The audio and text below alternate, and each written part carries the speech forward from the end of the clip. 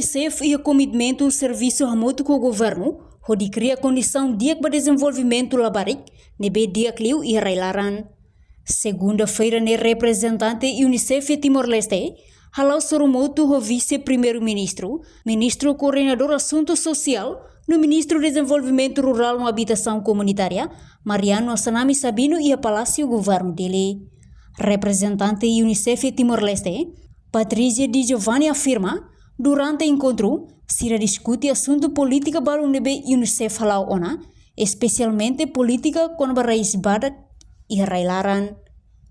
Além de discutimos com o comitimento atau suporta governo, o insamak bela hari com a aprendizagem cedo balabarik sira em Timor-Leste, inclui cria condição de diak, hodi hari balabarik de desenvolvimento diak e a futuro e a Timor-Leste.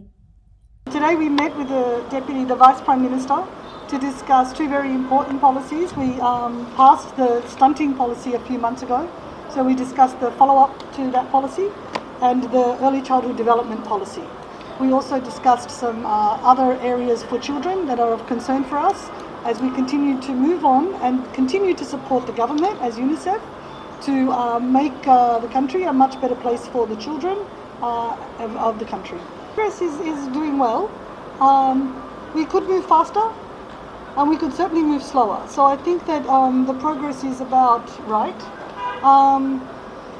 We just need to see what resources are around and how we can move the process. The issue is with children's issues that it's not just the government, I want to be very clear. It's also the community, it's parents, it's everyone, the villagers. It's something that we all need to embrace when it comes to making this country a better country for children. Enquanto o governo pronto a colaborar no serviço remoto com a UNICEF, ba programa hotu nebe e a relação com a labarik.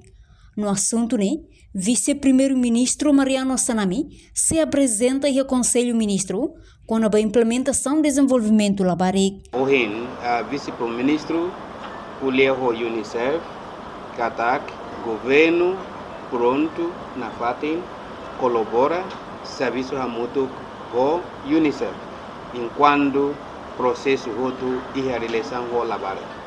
E vice-primeiro-ministro mos hatete ba UNICEF katak ia consul-ministro ONMAI se apresenta política ICD, ya, ba consul-ministro com a política ba implementação ba labarik sira.